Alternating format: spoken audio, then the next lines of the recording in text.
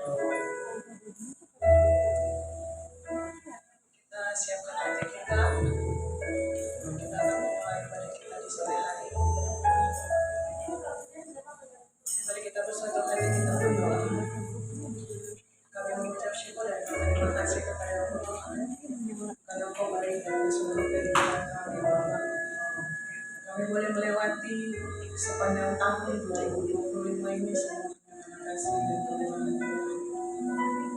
Bisa di sore hari ini Tuhan, kami berkumpul di tempat ini. Kami mau beribadah kepadamu, kami mau memuji dan membesarkan nama-Mu Tuhan. Kami percaya Engkau ada di tempat ini memberkati setiap kami di tempat ini ya Bapak. Biar Roh Kudus bekerja dalam hati dan pikiran kami sehingga kami fokus mengikuti ibadah kami di sore hari ini, mendengarkan firman, memberikan yang terbaik dalam setiap pujian dan penyembahan yang kami naikkan kepadamu. Terima kasih Tuhan, kami serahkan ibadah kami di sore hari ini, biar ibadah kami bisa menjadi bagian berkenan di hadapan-Mu. Terima kasih Tuhan, terima kasih Bapak. Haleluya.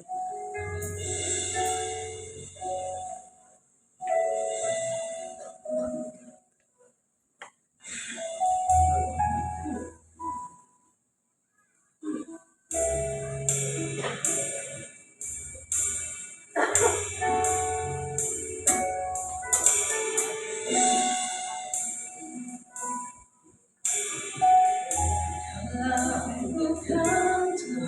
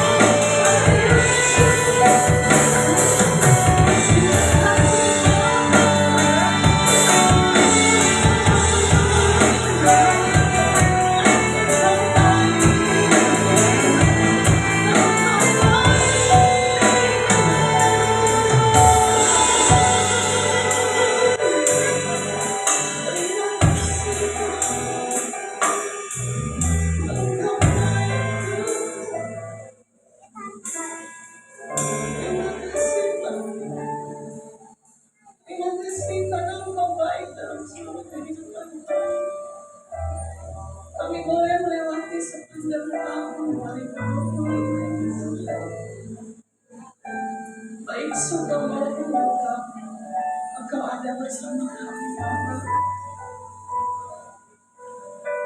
Setiap kami yang berada di tempat ini, yang masih bergumul dengan setiap permasalahan hidup, kami percaya Engkau tidak pernah terlambat menolong kami, Tuhan. Bersama Engkau selalu ada harapan, Bapa. Bahkan setiap hal yang kami lewati, kami percaya itu mendatangkan kebaikan dalam kehidupan kami, memperkuat iman percaya kami. Ampuni kami, Tuhan, apabila Engkau mendapati kami di tempat ini, di sepanjang tahun ini, kami belum hidup sungguh-sungguh di hadapan. Kami belum bisa menyediakan waktu yang terbaik bagi Tuhan. Ampuni kami, Bapa. Di saat sore hari ini, di penghujung tahun ini, Tuhan, kembali lagi kami mau menyatakan komitmen kami di hadapan Tuhan. Kami rindu untuk bisa lebih dekat lagi dengan Engkau, Bapa.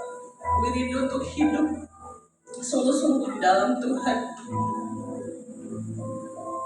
Kami rindu untuk menyediakan waktu bagi Tuhan untuk membangun hubungan kembali lagi dengan Tuhan, sehingga Engkau mendapati kami menjadi pribadi yang setia di hadapan Tuhan, yang mau mengiring Engkau, yang mau melayani Engkau, Tuhan, di dalam kehidupan kami, Bapa. Mari jemaat Tuhan, nyatakan komitmen di hadapan Tuhan. Angkat pujian ini dengan iman.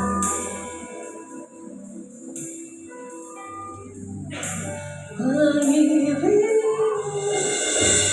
seumur hidupku masuk dalam rencana-Mu, Bapa. Pikiranku, kehendakku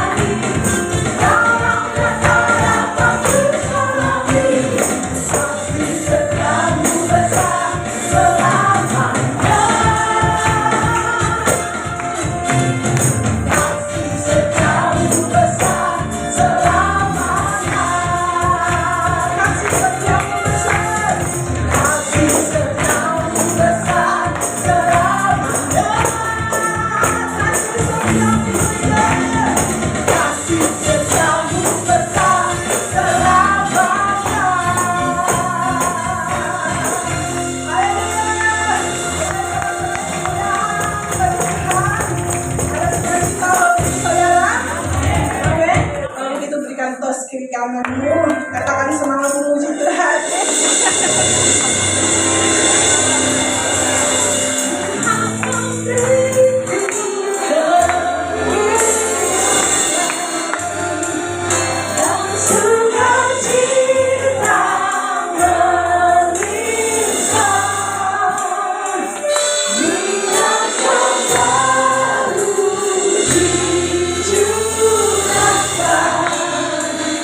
Hallelujah.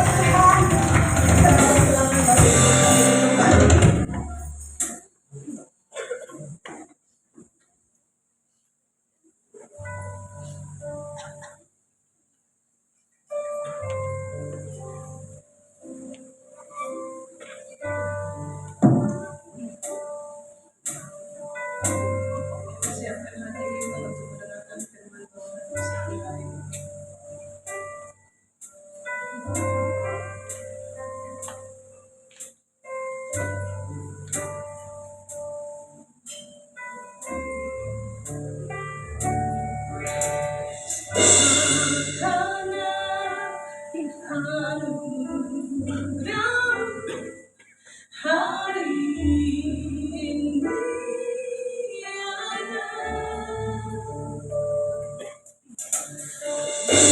Bukan karena aku, namun karena Roh hatiku, penyembahanku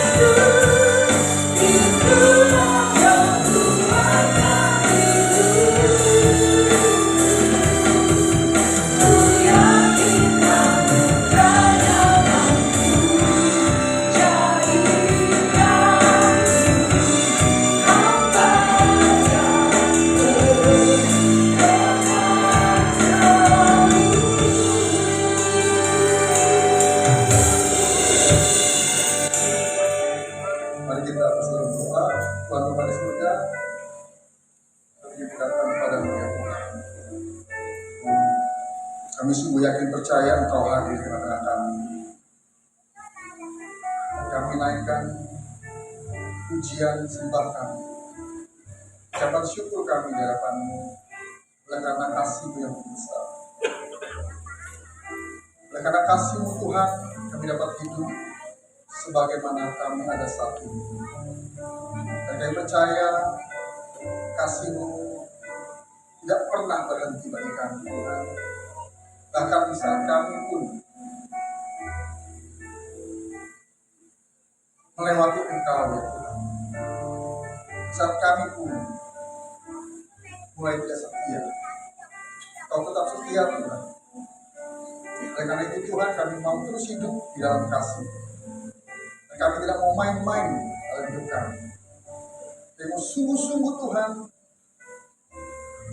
hidup dalam kasih karunia-Mu, meresponi kasih karunia-Mu melalui kehidupan kami. Dan biarlah hidup kami berkenan pada-Mu, Tuhan. Hidup kami menyukakan hati. Hidup kami juga Tuhan menyukakan banyak orang. Sebentar kami mau belajar firman-Mu, berbicara pada kami Tuhan, supaya kami semakin mengerti memahami akan tindak rencana-Mu dalam kehidupan kami. Kami siap diberkati oleh firman. Demi nama Yesus kami berdoa, kami bersyukur. Haleluya. Amin. Sedangkan duduk, shalom.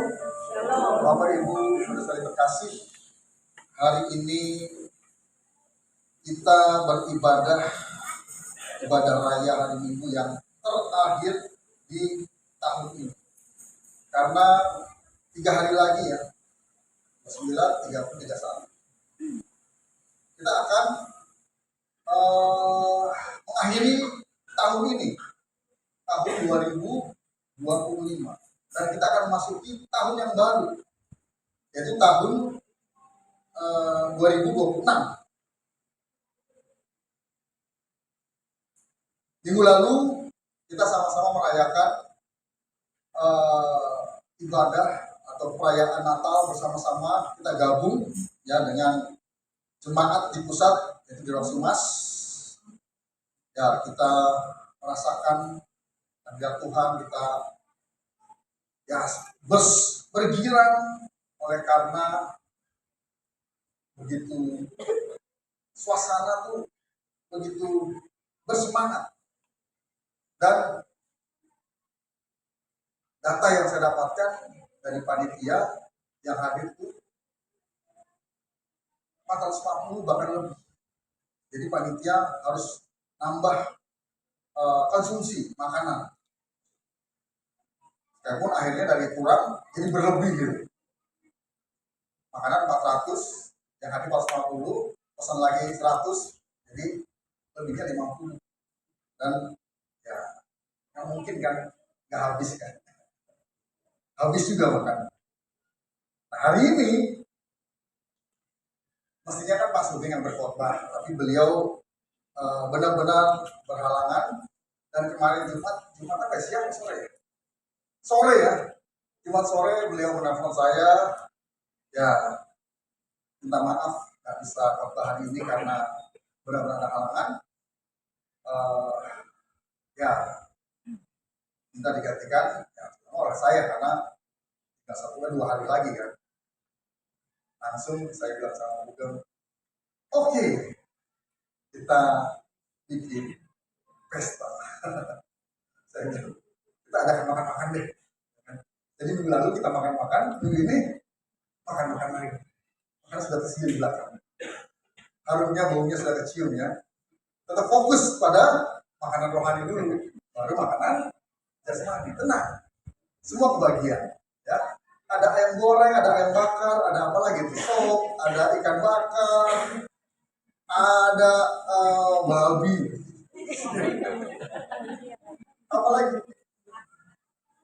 Banyak lah di sana, nanti kita bisa. Ya, satu kok jadi banyak gitu. Nah, mengakhiri tahun ini dan memasuki tahun depan, ya sebetulnya dari awal tahun kemarin bahkan juga akhir tahun lalu saya sudah mendapatkan dari Tuhan. Ya tahun kemarin kan 5 tahun ya mana tahun ini adalah tahun pembaruan dan benar-benar terjadi pembaruan di gereja kita, terutama di pusat, di Roksimas. Banyak hal-hal yang Tuhan kerjakan yang selama ini sebelumnya tidak bisa diselesaikan. Salah satunya adalah tentang perizinan gedung, baik yang di Roksimas maupun yang di Taman Ratu, yang selama ini dalam tanda kutip bermasalah. Akhirnya Tuhan bereskan. Yang melalui saya tentunya bukan Tuhan langsung ya. Jadi saya mengurus ke Pemprov DKI perizinan baik Roksimas selesai, beres, clear and clean. Ternyata Tuhan juga bekerja di Taman Ratu. Taman Ratu juga urusannya yang dalam tanda kutip lebih parah lagi, lebih berat lagi masalahnya. Karena ada dokumen atau ada informasi yang terabaikan. Ya. Jadi, wah mereka selama ini merasa khawatir, takut. Kenapa? Karena mereka sudah mulai ancang-ancang untuk disuruh keluar. Karena dianggap menyerobot tanah Pemprov. Itu tahun-tahunan loh nggak selesai. Bahkan 3 tahun terakhir mereka urus lagi. Nggak kelar 2 tahun, kemudian 1 tahun diurus oleh pengacara. Nggak kelar juga. Terakhir bahkan dimintakan biaya yang besar biayanya. Ratusan juta, bahkan juga bisa M. Tuhan bekerja lagi. Ya, bukan kebetulan saya punya teman juga yang ya punya posisi di Pemprov DKI, kemudian dimintakan tolong, dan ternyata masalahnya sebetulnya sepele. Kalau Roksi waktu itu izinnya itu atas nama gubernur aja, tidak masuk dalam Pemprov. Tapi kemarin kita pembaruan perjanjian terus clear and clean. Sekarang sudah sah, benar. Kalau di Taman Ratu, ceritanya dulu mereka beli tanah, lalu kemudian masyarakat setempat tidak mengizinkan bangun gereja, lalu mereka melapor ke wali kota, lalu atas saran dari gubernur pada waktu itu 30 tahun yang lalu, mereka tuh terguling. Tanah ini, tanah yang milik dari gereja Taman Ratu, Yesus Mayordan, itu tergulingkan tanah pemerintah.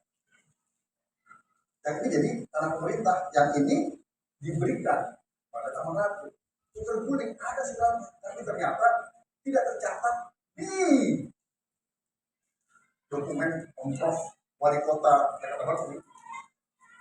Sehingga setelah 30 tahun dipermasalahkan kembali, semua bukti ada, tapi orang-orang yang tanda tangan sudah nggak ada semua. Siapa yang bertanggung jawab? Akibatnya, waduh dia jawab. Tapi akhirnya beres dan tanpa keluar uang spesial. Dan wah, jadi hubungan terutama saya dengan Pak Mas Budi jadi lebih dekat lagi. Kenapa? Karena Tuhan melakukan perkara di Roksimas, lalu kemudian di Taman Ratu. Dan ada lagi pembaruan-pembaruan yang terjadi. Itu berbicara tentang hal-hal yang lahiriah, yang kelihatan. Yang tidak kelihatan, harusnya setiap dari kita memiliki pola pikir yang baru, memiliki hati yang baru, memiliki roh yang baru, yang diperbarui oleh Tuhan. Dan itu juga berasa. Wah, benar-benar deh, tahun ini Tuhan bekerja. Dan tahun depan, saya sudah mendapatkan impresi dari Tuhan bahwa tahun depan adalah tahun revival atau tahun kebangunan bagi gereja kita. Roksimas dan otomatis juga di Depok. Karena Depok adalah bagian dari Roksimas. Tuhan berbicara kepada saya yang adalah gembala dari Roksimas dan juga Depok. Artinya sama. tahun depan adalah tahun kebangunan. Kebangunan apa? Pasti yang pertama kali diawali dengan kebangunan rohani, baru kebangunan lain-lain. Dan 3 bulan yang lalu, ketika meeting saya dengan tim gembala, saya sudah sampaikan tahun depan kita tahun kebangunan. Kebangunan apa? Sudah pasti kebangunan rohani, tapi kebangunan di semua hal. Di awalnya kebangunan rohani dulu. Nah, minggu ini keluar tema untuk tahun depan dari Sinode GBI. Tahun depan adalah tahun kebangunan rohani. Wah, saya dengar itu. Kan ada guru gembala, secara pribadi juga sebagai gembala, saya dikirim, tahun depan adalah tahun kebangunan rohani. Saya tambah bersemangat. Kenapa? Ternyata flop. Kenapa? Karena bagaimanapun juga kita ini di bawah naungan Sinode Gereja Bethel Indonesia. Jadi kita harus selaras dengan sinode kita. Jangan kita GBI Sungai Yordan kita tidak selaras. Atas kita A, kita B. Atas kita B, kita C. Atas kita C, kita D. Kita berjalan sendiri, nggak bisa. Jadi kita harus berjalan sesuai dengan pimpinan di atas kita. Itu adalah mutlak. Kita nggak boleh berjalan maunya sendiri. Dan pasti ketika Tuhan berbicara, khususnya kepada saya sebagai pemimpin, sebagai gembala, itu juga sama dengan ketika Tuhan berbicara kepada pemimpin, dalam hal ini pemimpin atau ketua umum sinode kita. Karena kebetulan dulu kami pernah sama-sama hampir 3 tahun, saya dan Bugem dan Denny, kami beribadah dan saya jadi pengerjanya, ketemu yang sekarang itu Arbin Andi.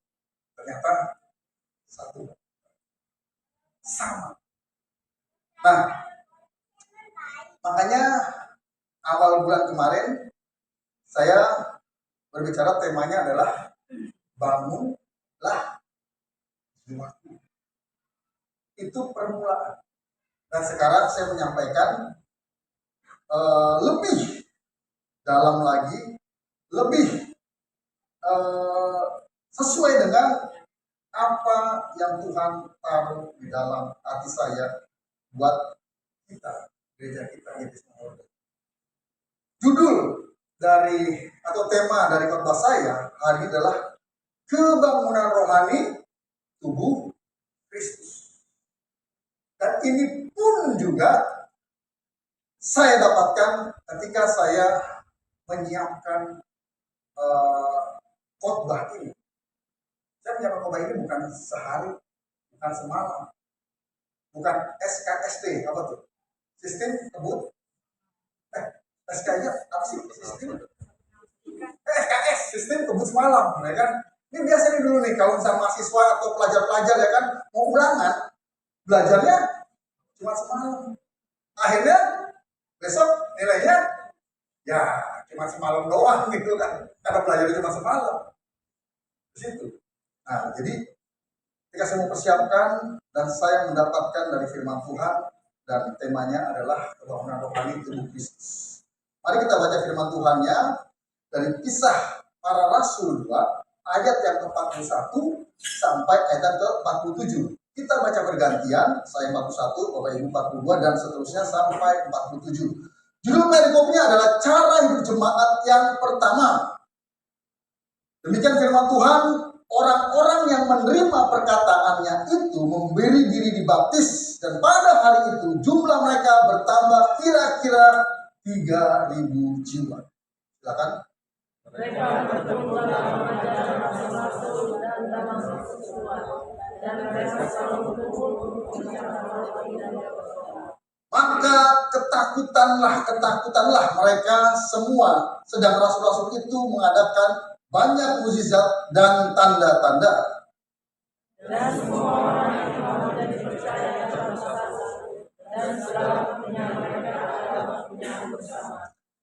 Selalu ada dari mereka yang menjual harta miliknya, lalu membagi-bagikannya kepada semua orang sesuai dengan keperluan masing-masing.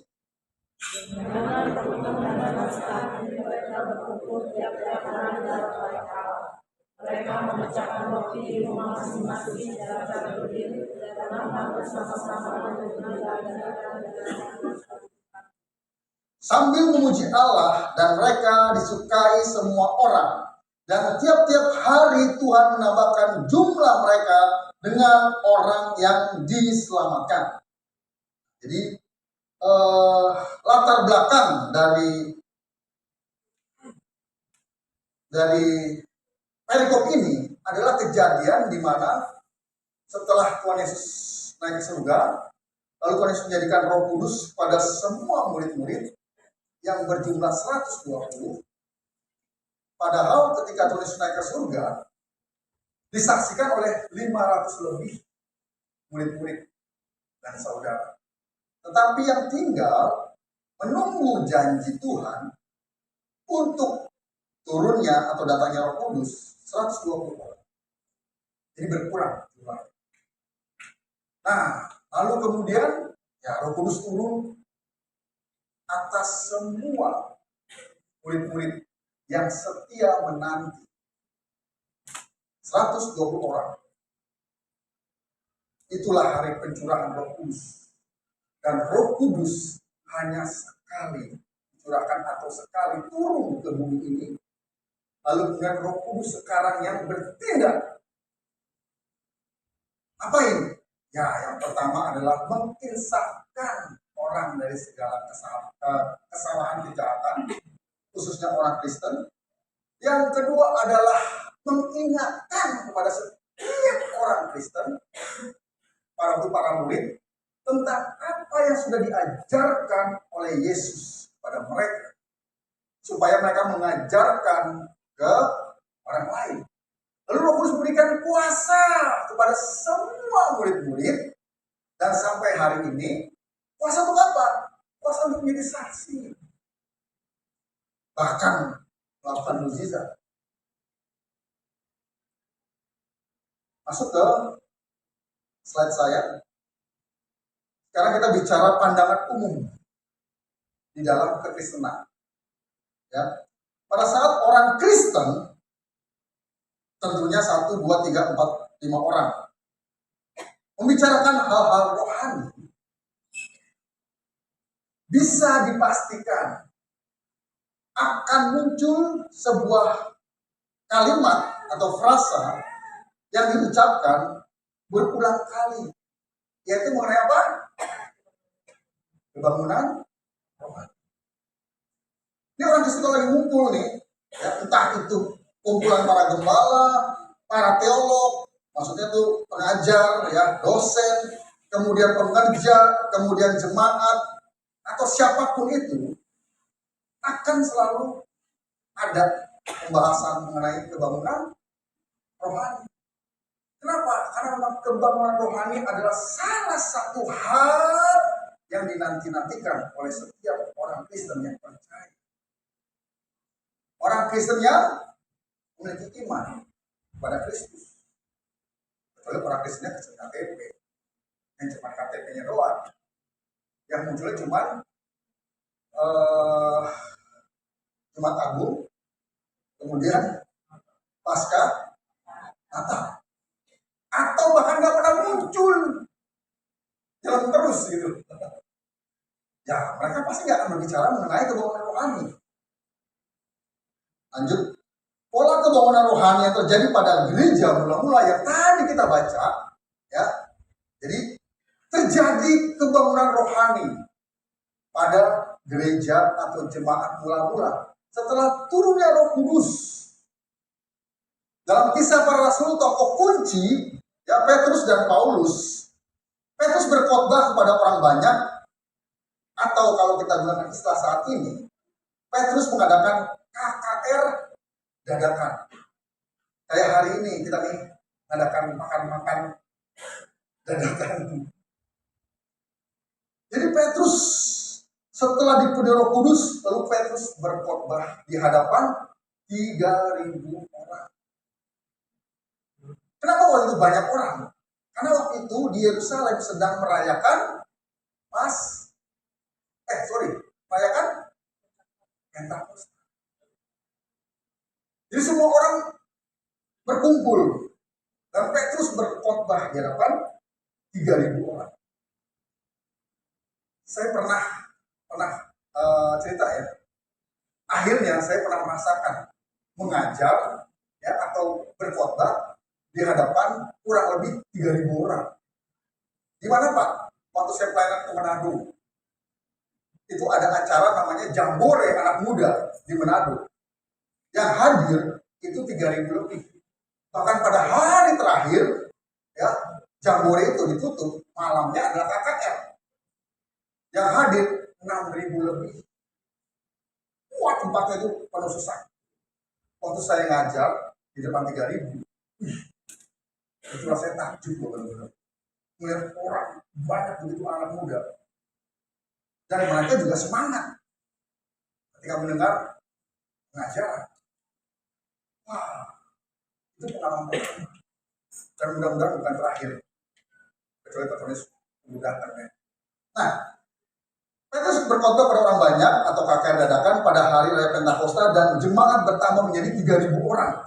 Ini kisah para Rasul 2 ayat 14 dan 41. Kemudian juga Paulus di Antioquia, tepatnya di Pisidia, berkhotbah pada saat di mana hampir seluruh kota datang dengannya. Kisah para Rasul 14 ayat 44. Jadi waktu itu terjadi yang namanya kebangunan rohani di kalangan atau kepada jemaat mula-mula yang awalnya 120 orang yang setia menantikan janji Tuhan, yaitu turunnya Roh Kudus, lalu menjadi 3.000. Bertambah 3.000 orang. Di sisi lain, yaitu bahwa pertambahan jemaat Kristen yang ideal pada waktu itu justru melalui kesaksian hidup yang dilakukan oleh jemaat secara keseluruhan. Artinya begini, pertambahan jemaat pada waktu itu bukan hanya terjadi setelah Petrus berkhotbah dan 3.000 orang diselamatkan atau bertobat menjadi Kristen. Bukan hanya berhenti sampai di situ. Itu baru permulaan.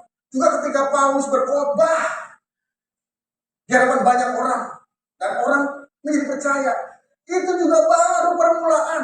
Tetapi kesehariannya justru kesaksian hidup yang dilakukan oleh jemaat secara keseluruhan. Hal ini tercatat dalam Alkitab Perjanjian Baru, yakni cara hidup gereja mula-mula. Tadi kisah para Rasul 2 ayat 7 yang berbunyi begini. Dan mereka, siapa mereka? Mereka adalah orang-orang Kristen atau jemaat mula-mula pada waktu itu, disukai semua orang. Dan tiap-tiap hari Tuhan menambah jumlah mereka dengan orang-orang yang diselamatkan. Pertanyaannya, mengapa jemaat itu disukai oleh banyak orang?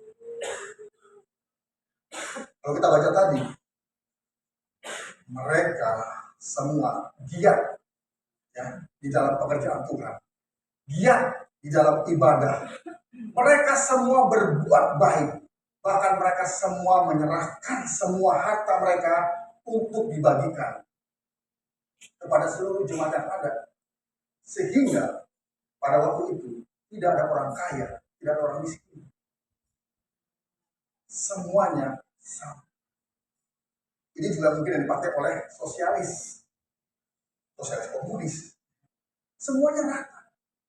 Tidak ada orang kaya, tidak ada orang miskin. Semuanya hidup cukup. Bahkan Paulus mengatakan begini, yang mendapatkan banyak tidak berkelebihan. Yang mendapatkan sedikit tidak kekurangan. Kenapa?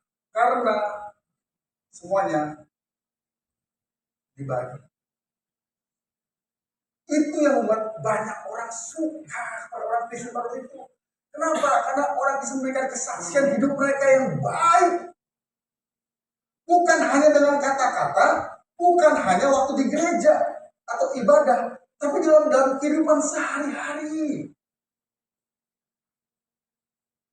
Dan ini terjadi di kalangan jemaat mula-mula.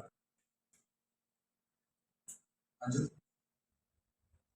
Sejarah mencatat bahwa dalam sekitar 200 tahun Masehi, ya, setelah ya kekristenan hadir, ya, abad pertama dan abad kedua, 200 tahun, gereja mula-mula telah menyebar ke dunia.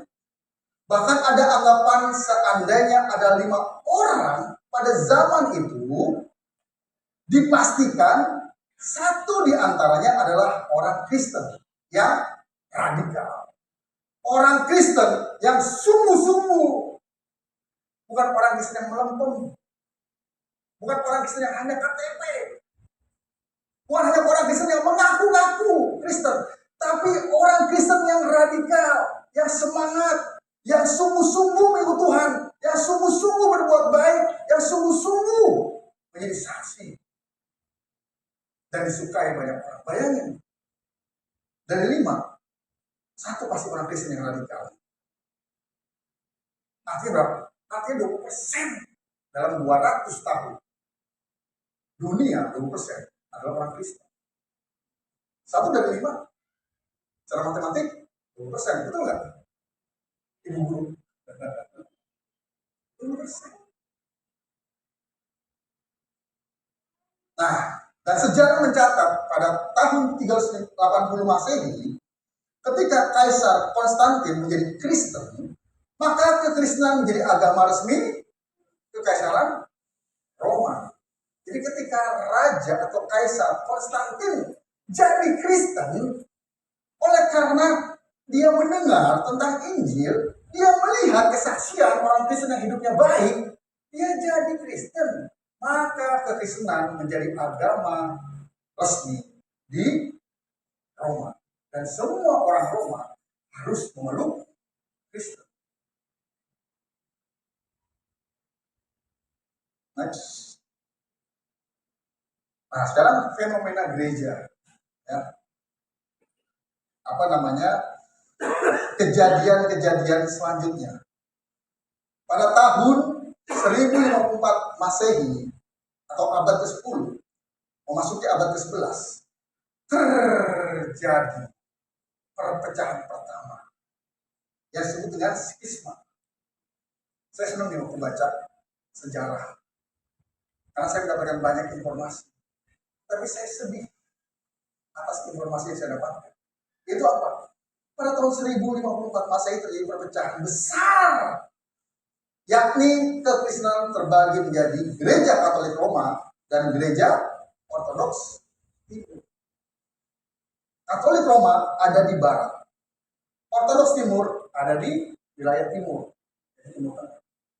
Jadi kekristenan terbagi menjadi 2. Oleh karena apa?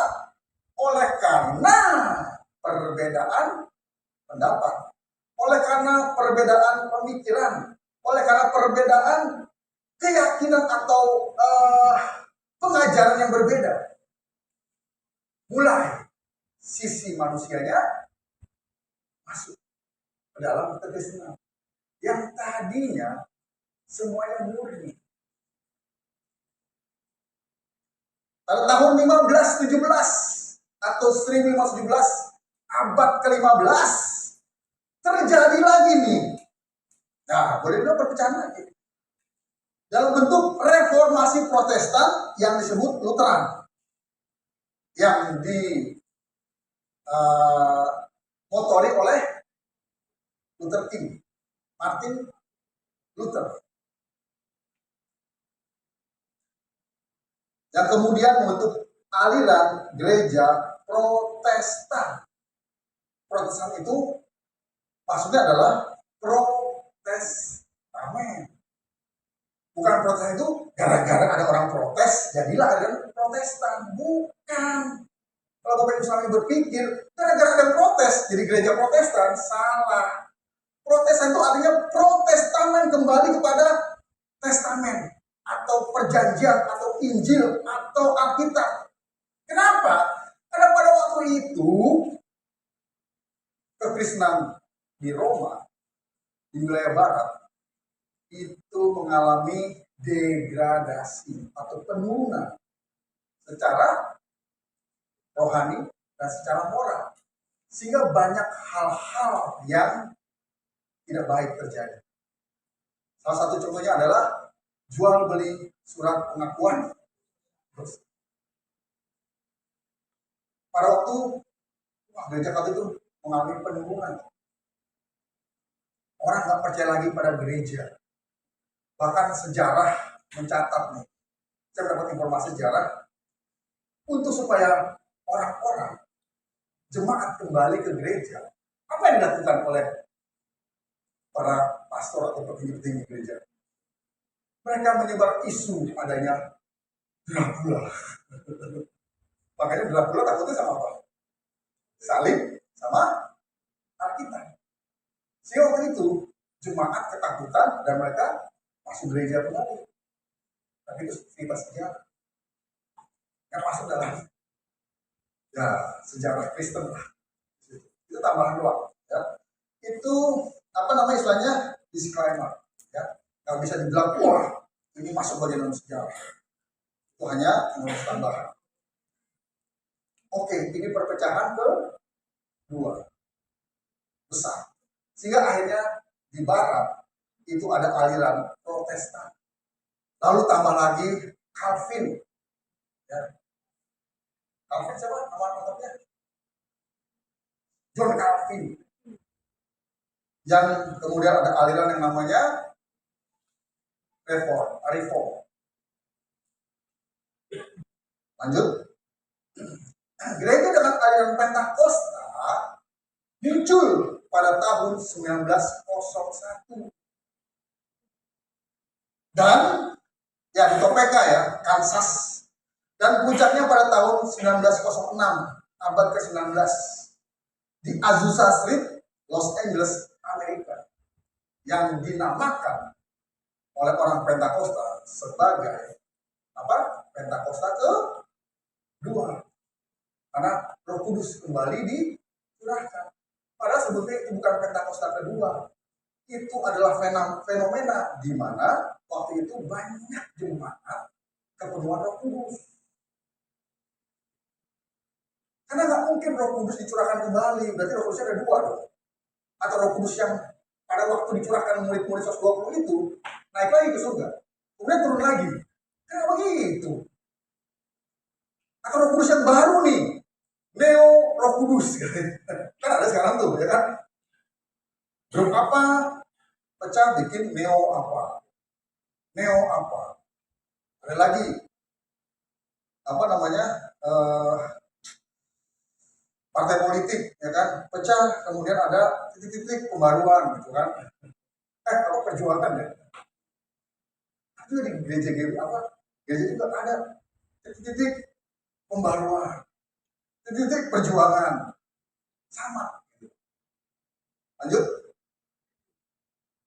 Kekristenan masuk ke Indonesia pada abad 7 di Sumatera, Deli Serdang. Sejarah mencatat. Jadi yang orang Sumatera boleh berbangga. Abad ke-7 tahun 700, akhirnya sudah masuk ke Tanah Batak. Jadi sudah Tanah Batak kan? Jadi dibawa oleh No Manson namanya. Ya, ada satu minuman keras namanya Mansion ya kan? Namanya No Mansion, jadi nggak boleh minuman keras. Ya karena orang Batak banyak minum keras pada waktu itu. Jadi No Mansion. Dan masuk secara luas pada abad ke-16, yaitu tahun 1600 sekian, ketika bangsa Eropa masuk ke Indonesia. Yang pertama kali masuk ke Indonesia bangsa Eropa siapa? Ada tahu nggak sejarah? Bangsa Portugis, benar. Ada keturunan Portugis oleh Pak Tuanoya. Ya. Orang Portugis masuk ke Indonesia abad 16, VOC masuk abad 17, dan Portugis sudah membawa kekristenan di Indonesia. Lalu kemudian aliran Pentakosta masuk Indonesia pada sekitar tahun 1920. Kemudian berdiri sinode GPDI, Gereja Pentakosta di Indonesia. Dicepu pada tahun 1923. Lalu pada tahun 1952 berdiri sinode Gebis, Gereja Betel Injil Sepenuh ada GBIS di Surabaya yang dibentuk oleh beberapa pendeta yang memisahkan diri dari GPDI. Udah berdiri GPDI, memisahkan diri, mendirikan GBIS. Memisahkan diri artinya apa? Pecah. Nah, kemudian sudah ada GBIS pada 6 Oktober 1970 di Sukabumi berdiri sinode GBI, Gereja Betel Indonesia, yang dipelopori oleh Om Ho atau HL Senduk dan para pendeta yang memisahkan diri dari GBIS. Memisahkan diri artinya pecah. Salah gitu. Coba sudah berapa kali pecah? Dari 2, 3, sekarang 5, tambah lagi GBI. Jadi GBI ini perpecahan ke-6. Lanjut. Oh sorry. Saya beri catatan fenomena GBI Sungai Yordan. Nah saya mau cerita. Bapak Ibu kan untuk sejarah Sungai Yordan kan. Jadi Sungai Yordan berdiri sekitar tahun 1986. Ya. Diawali dengan persekutuan doa yang namanya Padang Belantara. Padang Kumbala. Padang Belantara. Ya kan. Lalu mereka mendirikan sebuah gereja di bawah naungan GBI. Berdirilah Gereja Betel Indonesia Sungai Yordan. Lalu baru saja berdiri, ada satu penatua, karena dulu Gereja Sungai Yordan itu bentuknya kepenatuaan, ada 5 orang. Pak Yos Lamel sebagai pemimpin, Pak Masudi Hardono, Pak Yonas Wesa, Pak Masudi Hardono, dan Pak Paul Halim. Sebelumnya ada yang namanya Pak Wimogi. Ada 5 kan ya? Nah, Pak Wimogi baru berdiri gak lama. Pak Wimogi memisahkan diri, mendirikan gereja GBI Gilgal. Sampai GBI Sungai Yordan aja terjadi sebuah perpecahan. Kenapa? Karena nggak mungkin ada 2 nakoda dalam satu kapal. Pak Wim dan Pak Yoslamel sama-sama memproklamirkan diri sebagai pemimpin. Terus kemudian tahun 2004 GBI Sungai Yordan Mekah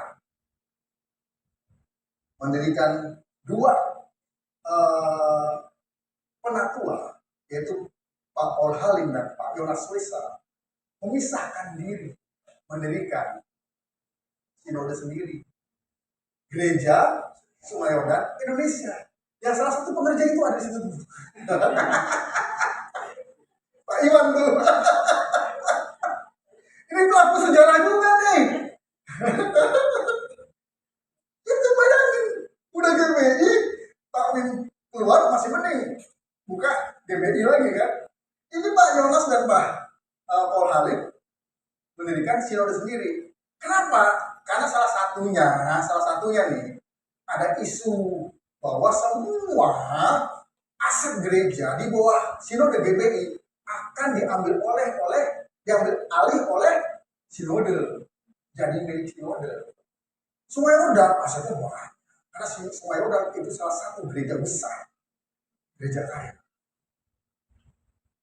Dengan Betani pada waktu itu kita 11-12, bahkan bukan 11-12, 1-2. Karena 11-12 kan itu udah sekian banyak kan. Kalau ada hamba Tuhan dari luar negeri, Benihin atau siapalah gitu kan, itu tim PW-nya 2 tuh. Kalau nggak dari Betani, dari Sungai Yordan.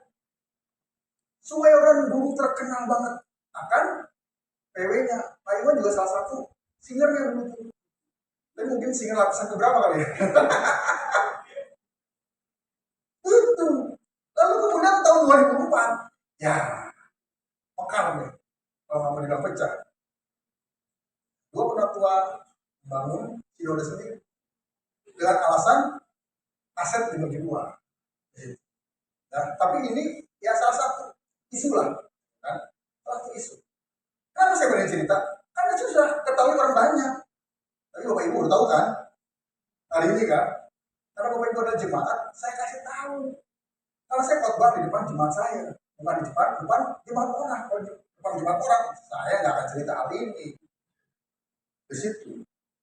Nah, kemudian pada tahun 2006 ya, 2007 ya, 2006 ya, itu dari 3 penatua yang tinggal atau bertahan, kemudian masing-masing bikin pendistrikan.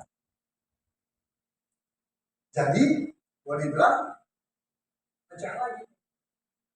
Ada distrik A Pak Yos Lamel, ada distrik B Pak Masudi Haruno, ada distrik C Pak Sugeng. Saya di bawah Pak Sugeng. Waktu itu saya sedang memimpin menjadi pembina youth di Taman Ratu. Notabene sama nih. Tapi begitu ada pendistrikan, saya ditarik nih ke Roxy. Nggak lagi di Taman Ratu. Dan sampai hari ini, ya masing-masing. Dan tahun 2017, saya yang ngurus ke sinode untuk masing-masing dari bapak-bapak ini, yaitu Pak Yos, Pak Masudi, dan Pak Sugeng, diberikan yang namanya SK Gembala dan SK Gereja. Jadi gereja kita yang tadinya adalah sistem kepenatuaan jadi sistem pengembalaan masing-masing. Dan memang harusnya seperti itu. Karena GBI tidak mengenal yang namanya sistem kepenatuaan. Kepemimpinan majemuk. GBI menganut sistem pengembalaan. Satu gembala. Saya punya banyak cabang. Yang cabang dinamakan gembala cabang. Di situ. Nah, kemudian tahun 2020 saya ditunjuk untuk menggantikan Pak Sugeng sebagai gembala GBI Sungai Roximas. Tahun 2021 di saat COVID lagi hebat-hebatnya, saya ditambahkan jadi gembala. Dan apa yang terjadi?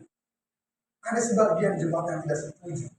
Lalu mereka keluar dari Sungai Roximas. Jadi saya mengalami juga nih adanya perpecahan. Tapi show must go on.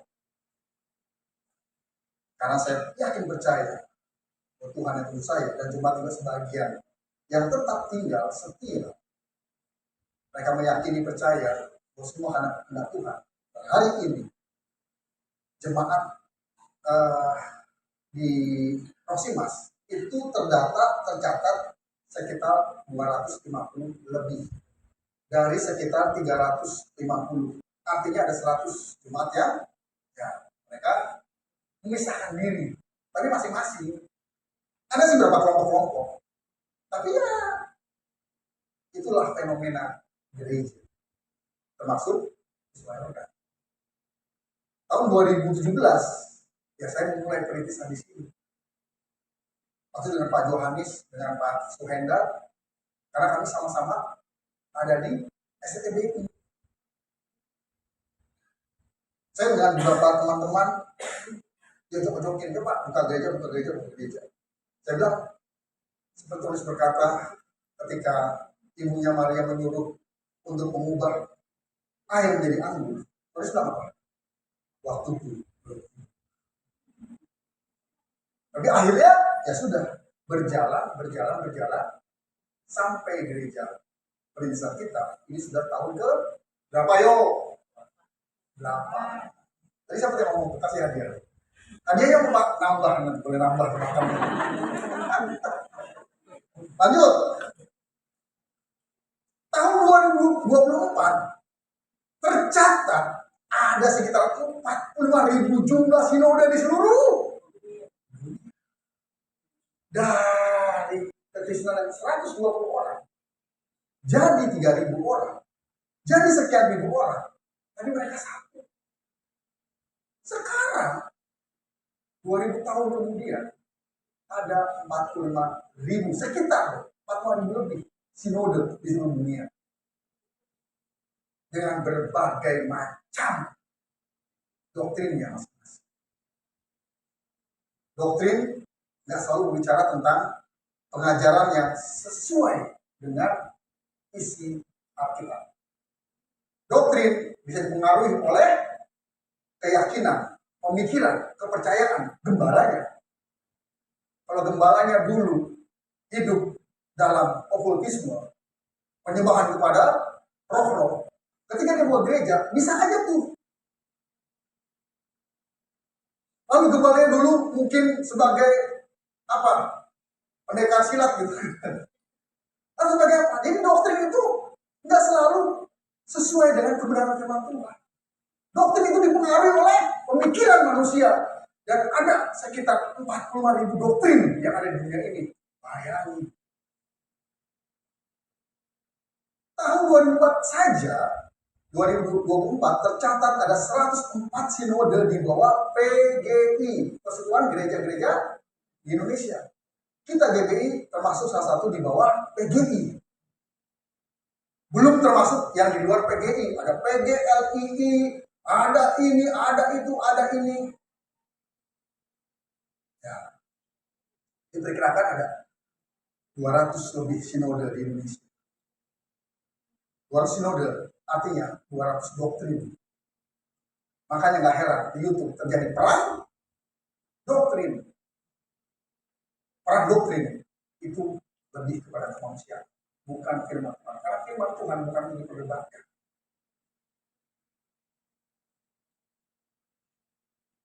Lanjut. Nah, pola kebangunan rohani.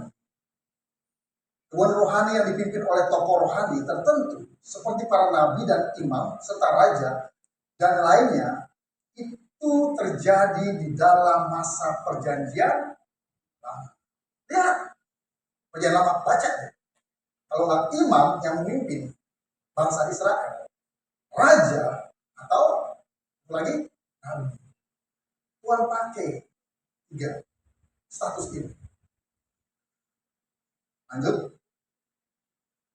Kebangunan rohani yang kedua adalah kebangunan rohani tubuh Kristus, yaitu kebangunan rohani yang terjadi dalam masa perjanjian baru setelah Tuhan hadir ke dunia menjadi manusia yang berusaha kita rayakan Natal. Lalu kemudian Tuhan Yesus naik ke surga, Roh Kudus turun. Roh Kudus menginsafkan manusia. Roh Kudus mengingatkan apa yang sudah diajarkan oleh Tuhan Yesus. Roh Kudus memberikan kuasa untuk kita menjadi saksi. Untuk kita memberitakan Injil. Untuk kita melakukan perkara-perkara yang sah. Tentunya dengan pimpinan Roh Kudus. Bukan begini, Pak, saya sudah berbahasa roh, saya sudah kenal Roh Kudus. Saya bisa bernubuat, saya bisa penglihatan, saya bisa menyembuhkan orang, saya bisa begini, lalu saya mengadakan KKR. KKR penglihatan.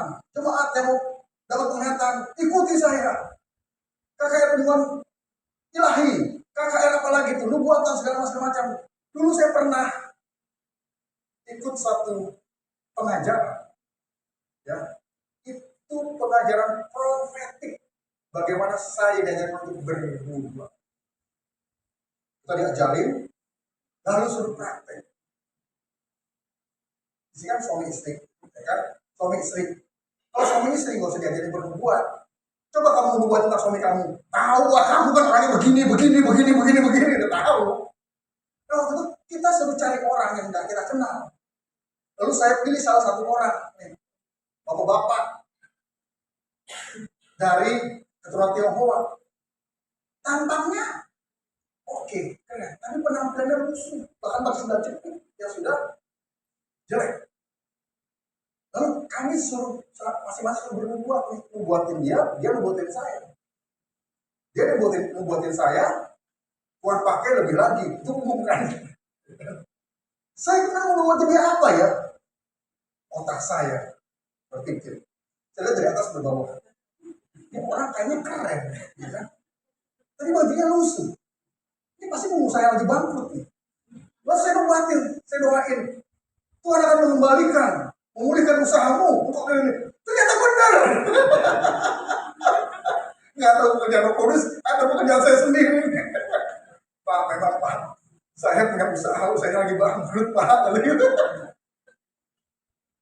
Nah, pola kebangunan rohani sekarang, zaman sekarang adalah pola kebangunan yang dinamakan dengan body atau body revival. Kebangunan secara tubuh atau secara menyeluruh, bukan satu dua orang atau satu dua kelompok, tapi menyeluruh sebagai tubuh Kristus atau sebagai orang Kristen.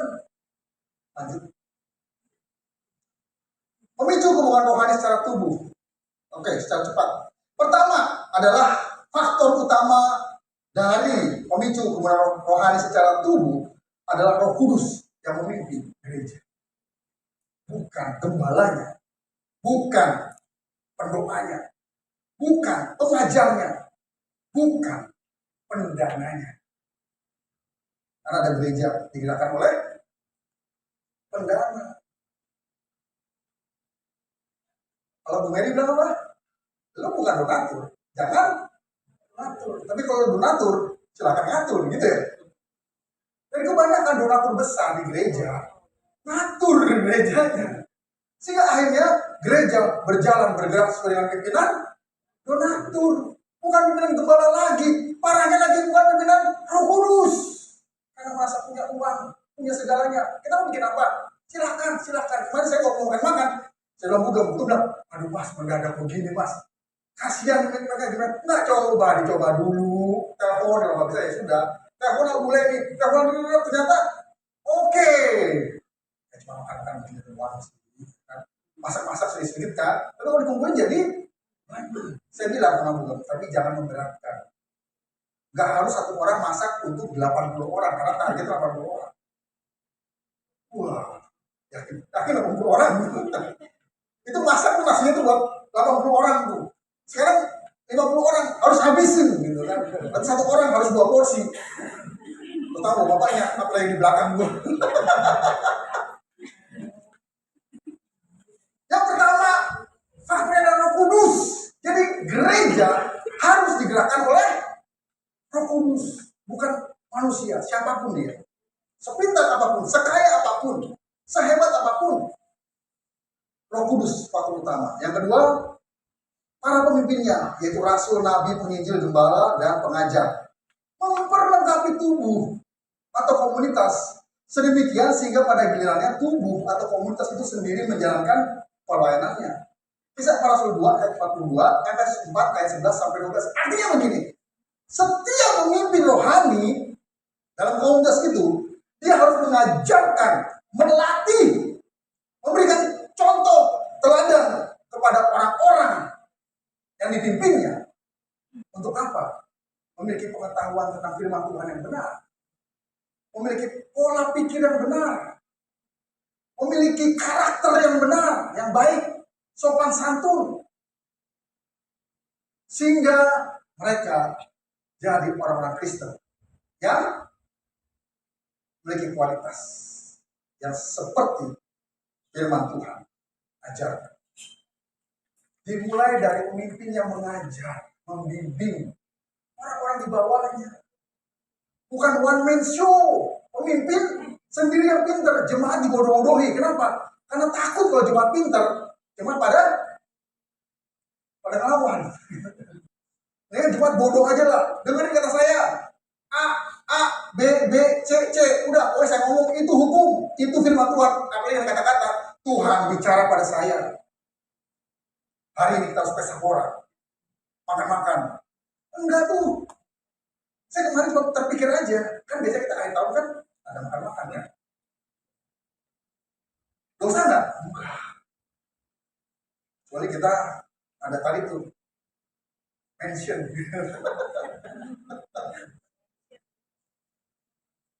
Lanjut. Ketiga, harus disebutkan di sini bahwa gereja belum pecah menjadi banyak. Denominasi seperti yang terjadi sekarang ini ada dalam dunia Islam. Jadi pemicu kebangunan rohani pada waktu gereja mula-mula, jemaat mula-mula, yang pertama Roh Kudus bekerja, yang kedua para pemimpinnya mengajar, memberikan contoh teladan dengan benar, dengan baik, supaya jemaatnya jadi jemaat yang baik, jemaat yang benar. Yang ketiga apa? Yang ketiga ini, harus menunjukkan bahwa pengerjaan gereja belum pecah. Gereja masih satu. Makanya terjadi kebohongan rohani. Kalau gereja sudah pecah, sudah ada 45.000 denominasi, ada 45.000 doktrin. Gimana gereja mau bersatu? Lanjut. Sebagai perenungan apa yang akan Tuhan perbuat menjelang kedatangannya di akhir zaman ini? Apa yang terjadi dengan gereja masa depan? Pernah berpikir nggak? Apa itu? 5 tahun ke depan akan jadi apa gereja? 10 tahun ke depan akan jadi apa gereja? Akan jadi apa kekristenan?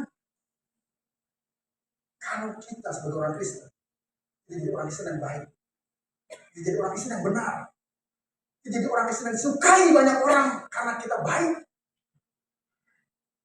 Tapi kita jadi orang Kristen yang justru menjadi cemoohan, dicibir, dikata-katain, diejek, dihina sama orang. Ternyata orang Kristen sama aja dengan orang jahat. Kita nggak usah bicara tentang dunia dulu deh. Kita nggak usah bicara tentang negara dulu deh. Tentang sinode kita. Yang ada 6.000 lebih gereja. GBI, Gereja Bethel Indonesia sekarang sudah ada 6.000 lebih, bahkan mau sampai 7.000 gereja. Kita bicara gereja kita dulu deh. GBI Sungai Yordan, Rosimas, dan Depok. Dan hari ini secara khusus kita bicara gereja GBI Sungai Yordan, Depok. Mau dibawa kemana gereja kita? Mau ngapain gereja kita? Tahun depan, 2 tahun lagi, 5 tahun lagi, 10 tahun lagi. Kita sudah membangun merintis kita 8 tahun. Lalu mau kita sia-siakan aja waktu 8 tahun. Dengan apa? Dengan doktrin masing-masing. Dengan pemikiran masing-masing. Dengan keinginan masing-masing. Dengan kesenangan masing-masing. Dengan kepentingan masing-masing. Dengan ego masing-masing. Mau gimana gereja? Saya emosional. Saya sedih. Kenapa? Kalau kekristenan tidak semakin menjadi baik, tapi semakin menjadi rusak. Kalau kekristenan tidak semakin menjadi bersatu, tapi semakin pecah. Kenapa? Karena ego masing-masing. Seperti ada 45.000 sinode, 45.000 doktrin. Doktrin itu pengaruh manusia, bukan pengajaran firman Tuhan yang benar. Ayo, kita bersatu seperti gereja pulang 120 orang menjadi 3.120, kemudian menjadi ribuan, lalu menjadi 20% kekristenan di dunia. Itu masih murni, belum terjadi perpecahan. Sampai tahun 1054 terjadi perpecahan besar, dan dimulailah perpecahan sampai hari. Di mana mau terjadi kebohongan rohani yang sering kita bicarakan, kita rencanakan. KKR, kita akan adakan KKR nih, kebaktian kebohongan rohani anak muda sedepok. Kita akan adakan KKR untuk anak-anak sekolah minggu sedepok. Kalau kita ya masih punya ego masing-masing. Jadi bukan Roh Kudus yang memimpin kita, tapi diri kita yang memimpin diri kita masing-masing. Sehingga akhirnya apa? Masing-masing kita mau pemikiran kita, mau kehendak kita, rencana kita, program kita, planning kita, kemauan kita, kesenangan kita, kepentingan kita, bahkan keuntungan kita, itu yang diutamakan. Bukan itu tujuan Tuhan datang ke dunia. Bukan itu Roh Kudus diciptakan untuk mengisahkan setiap orang dan mengingatkan apa yang sudah Tuhan Yesus ajarkan. Bukan hanya berbicara perkataan Tuhan Yesus, tapi perbuatan yang sudah terus lakukan sebagai contoh teladan kepada kita pengikutnya. Kalau kita baca Tuhan Yesus, dia tidak mementingkan diri sendiri. Bahkan firman Tuhan mengatakan apa? Dia mengosongkan dirinya. Dia mengabaikan kealahannya. Waktu dia jadi manusia, dia tetap Allah. Tapi dia mengabaikan kealahannya dan mengambil rupa seorang manusia, bahkan menjadi hamba. Apa sudah kita contoh dari Tuhan Yesus sampai hari ini? Kita pernah mengosongkan diri kita, mengabaikan diri kita, mengabaikan ego kita, karena kita tidak mengabaikan ego kita, tidak mengabaikan kepentingan kita, tidak mengabaikan kesenangan kita, tidak mengabaikan kemauan kita, tidak mengabaikan apa yang untung buat kita. Makanya kita tidak pernah bersatu dan kita tidak pernah terjadi revival atau rohani. Dimulai dari diri kita, dimulai dari keluarga kita, dimulai dari gereja kita. Nggak usah jauh-jauh berpikir lah. Saya sering pelayanan di gereja-gereja besar. Saya sering pelayanan di acara-acara besar. Dan setiap kali saya terlibat. Kenapa? Karena banyak masalah. Bukan hanya jemaat, banyak pekerja, bahkan sampai hamba-hamba Tuhan, sampai gembala-gembala. Egonya kuat bener sih. Tak mencirikan sebagai orang Kristen. Saya sebetulnya udah males, udah gak mau. Tapi, ya, Tuhan tetap percayakan saya di sana, untuk saya menjadi saksi juga. Dan banyak hal yang Tuhan kerjakan melalui saya. Salah satunya ya di gereja kita. Karena Bapak Ibu, saudara yakin ya Tuhan hadir di tengah kita? Yakin nggak Tuhan ada dalam hati? Yakin nggak Tuhan menyertai kita setiap hari? Lalu kenapa kita masih ego? Kenapa kita masih sok-sokan? Kenapa kita masih paling benar, paling baik? Sudahlah, kita kosongkan diri kita. Kita mengambil rupa seorang hamba. Sama seperti Yesus. Yang nggak dipuji, ya sudah. Yang tidak dikasih jabatan, ya sudah. Yang tidak dikasih kepercayaan, ya sudah. Kita nggak butuh kepercayaan dari manusia. Kita nggak butuh jabatan dari manusia. Tapi kita butuhkan kepercayaan dari. Kalau Tuhan sudah percaya, wah Tuhan akan memberikan kita segala sesuatunya. Karena yang namanya promosi itu dari Tuhan. Saya jadi gembala bukan karena ambisi saya. Saya bilang sama ibu, kalau menuruti ambisi saya, menuruti ego saya pengen jadi pembicara lepas. Lebih enak, gak mikirin jemaat. Diundang sana, diundang sini. Kerja saya cuma menyiapkan khotbah, dan khotbah. Setiap kali berkhotbah, dapat PK. Setiap kali berkhotbah, dapat PK. Setiap kali berkhotbah, dapat penghormatan. Dijemput, pakai mobil bagus, naik pesawat, begini, begitu. Wah, itu asik. Kalau mungkin ego saya. Dan saya bisa. Tapi saya belajar dari Yesus. Saya mengosongkan diri saya. Bahkan saya hanya membatasi dalam 1 bulan. Saya hanya menerima 1 kali undangan khotbah di Bogor. Kalau bulan ini saya sudah dapat jadwal, ada gereja lain sebesar apapun gereja itu, sebesar apapun PK-nya, saya telah. Maaf, bukan saya sombong. Tapi ini komitmen saya sebagai gembala. Saya fokus pada jemaat. Tadi saya cerita dengan Kevin. Wah, bahkan kalau pelayanan gede ya PK-nya ya. Dari mulai 5.000, 250, 1 juta, 1,5 sampai 2,5 juta.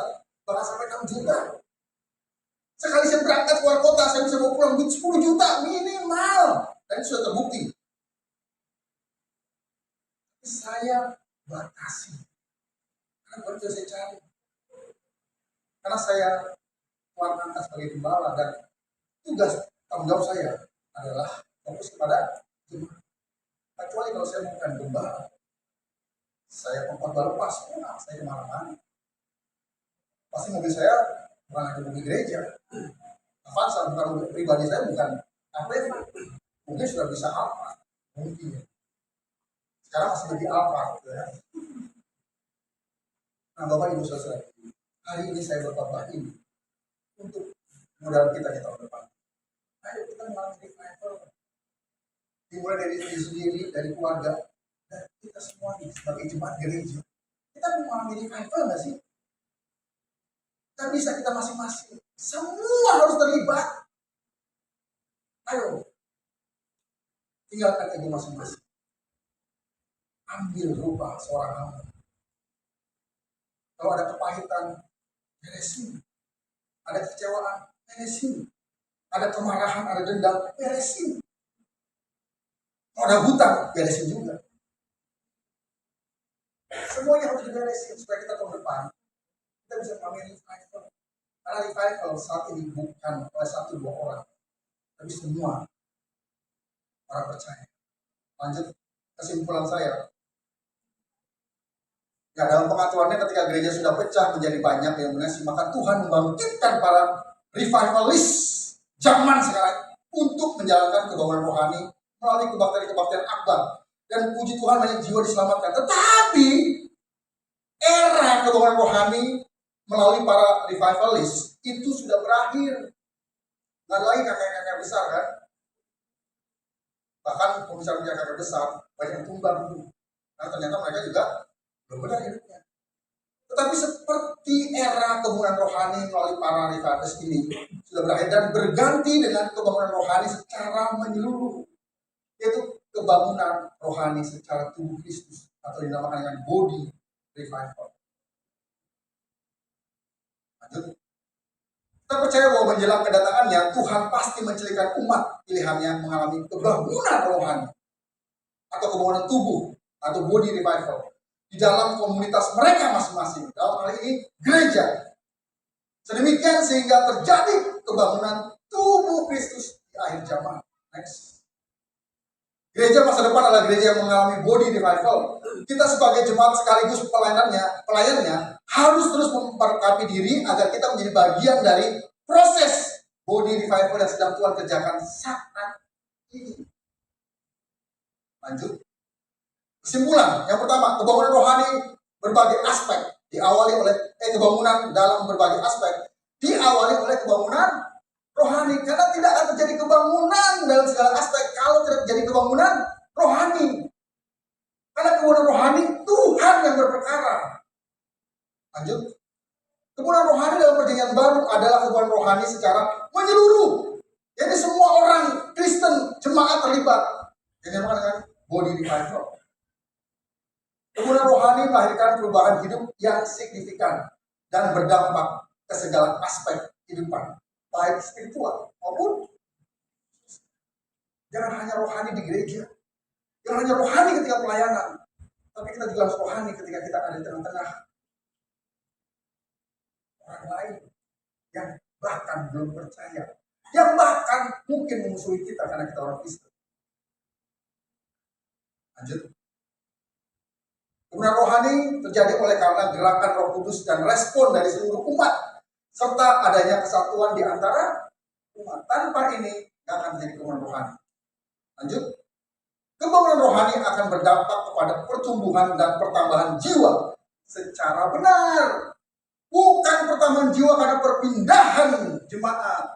Karena di gereja sana keren, gerejanya bagus, mewah, megah, besar, AC-nya dingin. Wah, pakai ininya besar, ada beberapa banyak. Wah, alat musiknya canggih, segala macam. Bukan itu kebangunan rohani, bukan perpindahan jemaat, tapi pertumbuhan jemaat melalui pertobatan jiwa-jiwa baru yang terjadi pada jemaat melalui. Lanjut. Tuhan menyertai kita. Amin. Mari kita tundukkan kepala dan kita berdoa.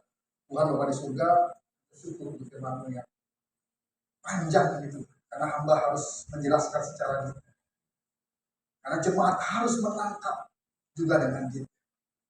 Jemaat harus bisa menerima, mengunyah setiap firman Tuhan yang disampaikan.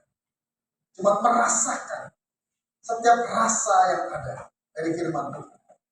Dan setelah itu jemaat menelan, dan apa yang ditelan menjadi daging, menjadi darah, menjadi kehidupan bagi setiap jemaat. Itu firman Tuhan yang ada sumber hidup bagi kami. Ampuni kami Tuhan, kalau selama ini kami masih mementingkan ego kami masih mementingkan kesukaan kami masih mementingkan keuntungan kami masih inginkan ya Tuhan, atau mementingkan apa yang menurut kami baik Tuhan. Dan kami merasa menjadi orang yang paling baik di antara yang lain. Ampuni kami Tuhan, kalau selama ini kami mungkin menyimpan kebencian, kekecewaan, kepahitan pada siapapun, bahkan pada pemimpin kami, atau kepada Engkau sendiri Tuhan, sebagai Allah pribadi yang sempurna. Oleh karena ego kami mau Tuhan mengalami kebangunan rohani secara tubuh, menyeluruh, terutama jemaat di gereja ini. Kami rindu tahun depan gereja semakin bertumbuh di dalam kualitas dan juga semakin bertambah dalam kuantitas. Karena Engkau akan mengirimkan orang-orang, karena Engkau mempercayai kami untuk bisa memimpin, untuk bisa mendampingi, menjadi sahabat, menjadi keluarga bagi orang-orang di luar sana yang belum mengenal Engkau, bagi orang di luar sana yang belum merasakan kasih-Mu ya. Terima kasih Tuhan. Kami serahkan hidup kami Tuhan. Biarlah kami dapat mengosongkan diri kami dan mengambil rupa seorang hamba, supaya kami Tuhan tidak menjadi beban bagi orang lain, supaya kami tidak menyakiti orang lain, tapi kami menjadi kesenangan bagi banyak orang, sehingga nama-Mu dipermuliakan oleh hidup kami. Demi nama Yesus berdoa, kami bersyukur. Haleluya.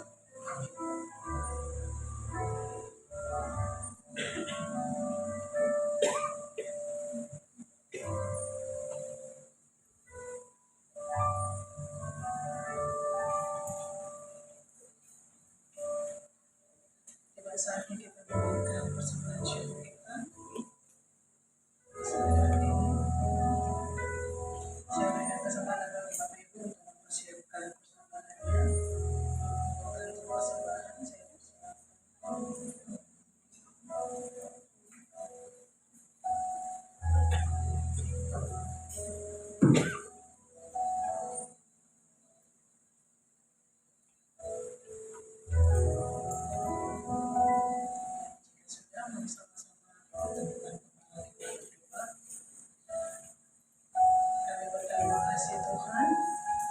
Firman-Mu yang sudah kami dengarkan di sore hari ini Tuhan. Ya Roh Kudus bekerja di dalam hati kami Tuhan, sehingga kami boleh meresponi firman Tuhan yang kami dengarkan sore hari ini, sehingga kami secara pribadi mengenal kami Tuhan, dimana kita menjadi saksi dari Kristus bahwa Tuhan dipermuliakan di dalam kehidupan. Terima kasih Tuhan bagi Bapak Gembala yang sudah memberkati kami firman-Mu Tuhan. Kami berdoa bagi Bapak Gembala kami beserta Ibu, Tuhan Yesus berikan kesehatan kembali kepada Ibu terkasih.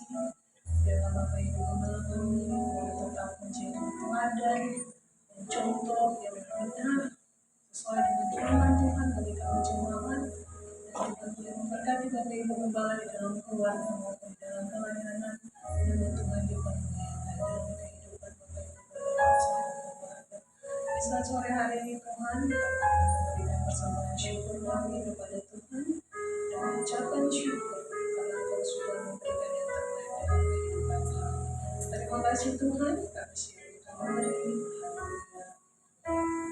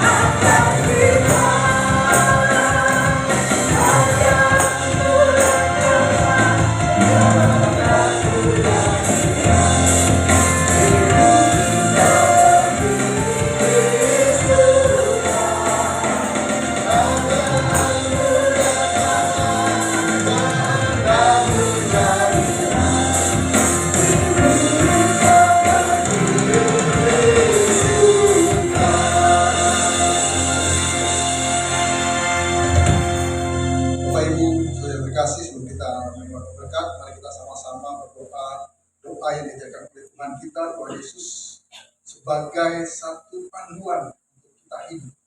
Mari kita berdoa. Bapa kami yang ada di surga, dikuduskanlah namamu, datanglah kerajaanmu, jadilah kehendakmu di bumi seperti di surga. Berikanlah kami pada hari ini makanan kami yang secukupnya, dan ampunilah kami akan kesalahan kami, seperti kami juga mengampuni orang yang bersalah kepada kami. Dan janganlah membawa kami ke dalam pencobaan, tapi lepaskanlah kami daripada yang jahat. Karena Engkaulah yang mempunyai kerajaan dan kuasa dan kemuliaan sampai selama-lamanya. Amin. Bapak Ibu, sudah dikasih kita lanjutkan dengan kita berfellowship. Ada perjamuan kasih, mari kita angkat hati dan kita untuk terima berkat Tuhan pada saat ini. Diberkatilah hidupmu, diberkatilah keluargamu, diberkatilah sekolah, kuliah, pekerjaan, dan usahamu, diberkatilah pelayananmu. Apapun yang kau kerjakan dibuat berhasil oleh karena Tuhan dan bagi kemuliaan Tuhan. Anugerah yang melimpah dari Bapa di surga, kasih setia dari Tuhan kita Yesus Kristus, serta persekutuan yang manis, pertolongan, penghiburan, kekuatan, serta pimpinan dari Allah Roh Kudus, kiranya menyertai kita hari ini sampai Tuhan Yesus datang untuk kedua kali. Terimalah berkat ini dan menjadilah berkat dimanapun kita berada. Supaya percaya dan berkat. Sama-sama kita katakan amin. Tuhan berkati. Selamat sore, selamat